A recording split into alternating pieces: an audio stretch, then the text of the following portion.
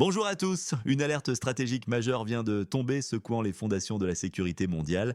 La Fédération de Russie vient d'annoncer la levée de son moratoire sur le déploiement de missiles balistiques à courte et moyenne portée. C'est une décision unilatérale et d'une portée immense, d'un qui préfigure des changements potentiellement drastiques sur la carte géopolitique. Les prévisions actuelles indiquent que ces missiles seront déployés en Europe de l'Est. Le district militaire de Leningrad est spécifiquement mentionné et celui de Moscou est également envisagé pour des installations futures. Cette manœuvre est clairement présentée comme une préparation à un éventuel conflit terrestre de grande ampleur.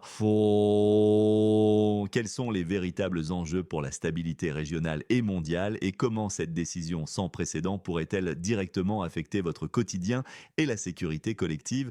Nous allons décortiquer les implications profondes de cette annonce dans un instant en explorant les scénarios les plus probables et les réactions internationales qui en découlent. Cette escalade directe de la tension pourrait avoir des répercussions considérables sur votre sécurité personnelle, sur la volatilité des marchés mondiaux et ultimement sur votre pouvoir d'achat. Les chaînes logistiques internationales pourraient être perturbées, les prix de l'énergie pourraient flamber et une incertitude croissante pourrait peser sur les décisions économiques à tous les niveaux. L'attention au frontière n'a jamais été aussi palpable et les conséquences de cette course à l'armement pourraient se faire sentir bien au-delà des zones de conflit direct impactant chaque citoyen. Le ministère russe des Affaires étrangères a confirmé la révocation de ce moratoire. Cette décision rompt avec des années de gel sur ce type d'armement. L'Union européenne, par la voix de ses représentants, interprète cette initiative comme un prélude inquiétant. Elle pourrait annoncer des exercices militaires majeurs, les tristement célèbres manœuvres Zapad 2025 dont la tenue est prévue en Biélorussie. Ces exercices militaires, selon les analyses européennes, sont souvent des simulations grandeur nature. Elles pourraient envisager la prise du couloir de Suwałki, un point stratégique vital en Europe de l'Est, une offensive contre la Finlande et les États baltes serait également simulée dans ce cadre.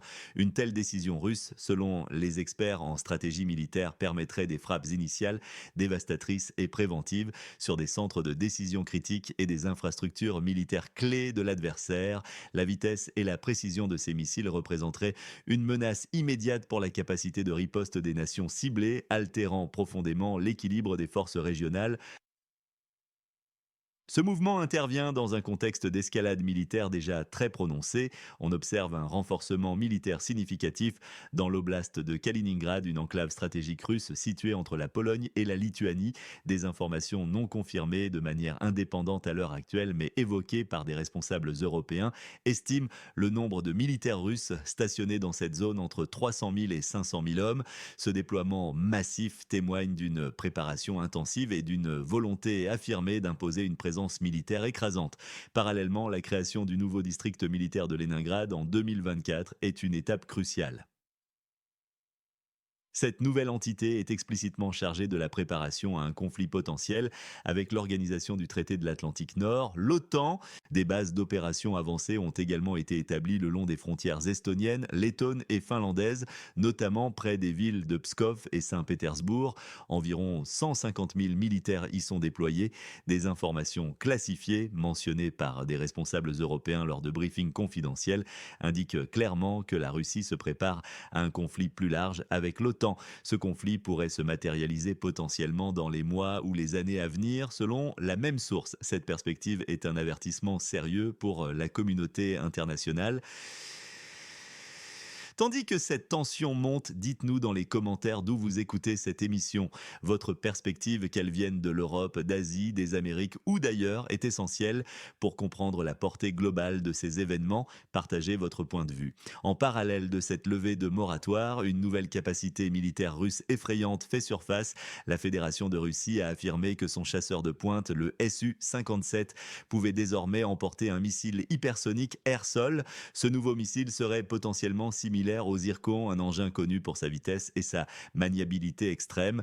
Jusqu'à présent, seul le missile Kinzhal, une autre arme hypersonique, était déployable sur le chasseur MiG-31K. C'est une avancée technologique Significative, il est important de préciser, selon les analyses d'experts en aéronautique et de sources ouvertes, que le Su-57 n'est pas un avion furtif au sens strict. Sa section radar équivaut à celle d'un F-15, un chasseur de quatrième génération. Cependant, sa capacité à emporter des armes hypersoniques lui confère un avantage stratégique redoutable. Des indices clairs suggèrent des tirs d'essai imminents.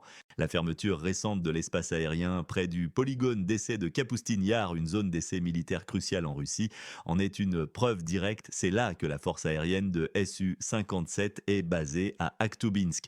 Ces essais pourraient concerner ce nouveau missile hypersonique. Il pourrait aussi inclure des tests de missiles balistiques pour marquer concrètement la fin du moratoire. Cette nouvelle capacité change fondamentalement la donne en matière de défense aérienne et de frappe stratégique, augmentant la complexité du paysage sécuritaire mondial. Sur le front du conflit dans la région au nord de la mer Noire, la Fédération de Russie a subi des pertes importantes ces dernières heures.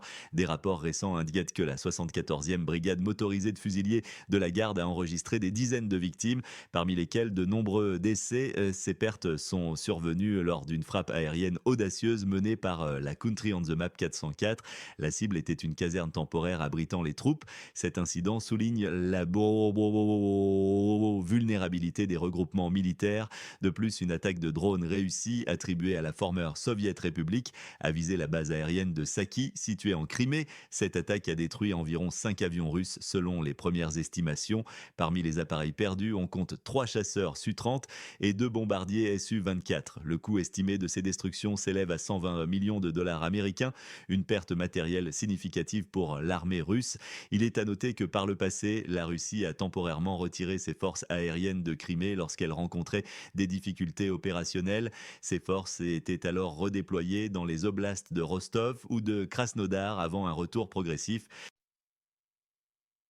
Par ailleurs, une gare ferroviaire essentielle pour l'approvisionnement des forces russes dans la région de Rostov a également été ciblée avec succès. Cette action a eu pour effet de ralentir considérablement la logistique russe, selon des rapports de renseignement.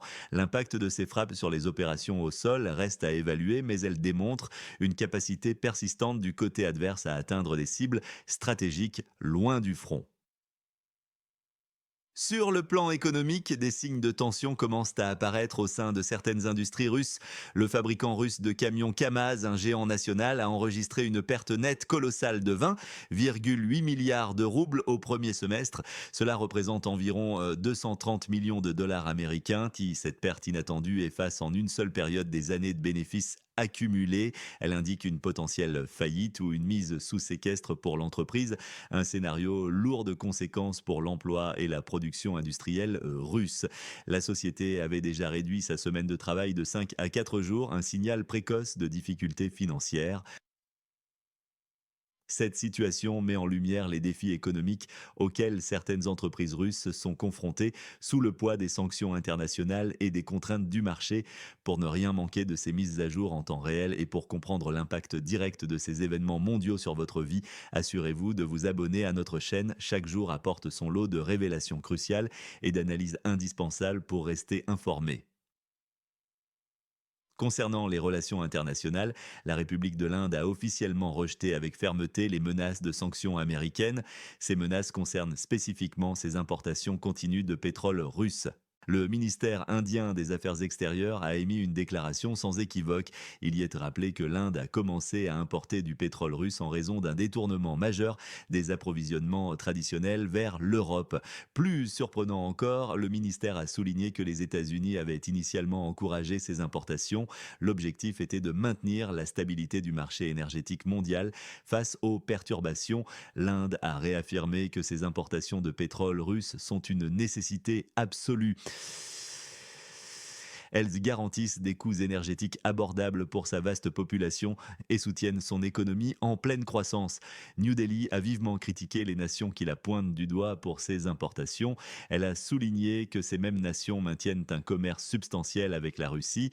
L'Inde a notamment cité 67,5 milliards d'euros de commerce bilatéral de biens entre l'Union européenne et la Russie pour l'année 2024. Elle a aussi mis en lumière les importations américaines d'uranium, de palladium, d'engrais et de produits chimiques russes. L'Inde a affirmé avec conviction qu'elle prendrait toutes les mesures nécessaires pour sauvegarder ses intérêts nationaux et sa sécurité économique. Cette position ferme signale une orientation accrue vers les BRICS et un multilatéralisme plus indépendant face aux pressions occidentales. Au Moyen-Orient, la tension monte autour du programme nucléaire iranien, atteignant de nouveaux sommets. La République islamique d'Iran a annoncé, via son ministère des Affaires étrangères, qu'il n'y aurait désormais plus d'inspection de l'Agence internationale de l'énergie atomique dans le pays. Cette décision drastique intervient un jour seulement après que le vice-président du Parlement iranien ait confirmé publiquement que l'Iran travaillait activement au développement d'une arme nucléaire. Cette déclaration choque et la suspension des inspections suscitent des inquiétudes majeures au niveau international. Parallèlement, des explosions sporadiques ont été rapportés à Téhéran, la capitale iranienne. Ces incidents sont attribués, selon certaines sources, aux agents souterrains du Mossad, l'agence de renseignement israélienne. Cela suggère une tentative israélienne délibérée d'affaiblir l'Iran de l'intérieur, une stratégie potentielle avant un conflit armé ouvert lié à son programme nucléaire. Les États-Unis, de leur côté, continuent de déployer des drones de surveillance de pointe, les MQ-4 Triton. Ces drones opèrent dans des zones critiques comme le golfe Persique et le détroit d'Ormuz. Leur mission inclut des opérations de renseignement cruciales contre la marine iranienne, dont la base principale est située à Bandar Abbas. La situation est explosive avec des acteurs régionaux et mondiaux sur le qui-vive. Enfin, l'État d'Israël a annoncé son intention d'une portée historique et controversée de conquérir et d'annexer la bande de Gaza. Un haut responsable du bureau du Premier ministre Benjamin Netanyahou, cité par N12 News, un média israélien, a déclaré que la décision était irrévocablement prise. Selon cette même source, le Hamas ne libérerait pas les otages sans une reddition complète et inconditionnelle des forces israéliennes. Par conséquent, sans une action immédiate et décisive, les otages mourraient de faim et la bande de Gaza resterait indéfiniment sous le contrôle du Hamas. Cette décision israélienne a suscité un soutien international partiel, principalement de la part d'alliés traditionnels. Cependant, elle a également entraîné une condamnation généralisée pour violation de la souveraineté palestinienne, ce qui est au contraire au droit international. Néanmoins, certains observateurs et dirigeants la jugent nécessaire pour la sécurité à long terme d'Israël et, de manière paradoxale, pour la population de Gaza elle-même, face à une crise humanitaire croissante et une gouvernance du Hamas jugée défaillante par les autorités israéliennes. En marge de ces événements géopolitiques qui secoussent la planète, une des volcans actifs de la péninsule du Kamtchatka en Russie a connu une recrudescence d'activité. Son agitation a nettement augmenté après un tremblement de terre de magnitude 8,8. Ce géant naturel a maintenant commencé à émettre un flux de lave impressionnant. La nature, elle aussi, nous rappelle sa puissance. Pour les jours à venir, il sera essentiel de surveiller attentivement les déclarations officielles du ministère russe de la Défense concernant les déploiements concrets de ces missiles balistiques. Observez également de près les activités militaires autour du couloir de Suwałki et dans la région de Kaliningrad via les rapports d'OSINT et d'agences de renseignement reconnues. Les marchés de Pigon, l'énergie et les mouvements des flottes dans le golfe Persique seront des indicateurs clés pour mesurer l'évolution des tensions. La situation mondiale est en constante évolution avec des enjeux sans précédent. Restez informés avec nous. La prochaine mise à jour promet de nouvelles analyses cruciales et des révélations sur les développements en cours. N'oubliez pas de commenter et de vous abonner pour ne rien manquer de nos prochaines diffusions. Votre vigilance est notre force.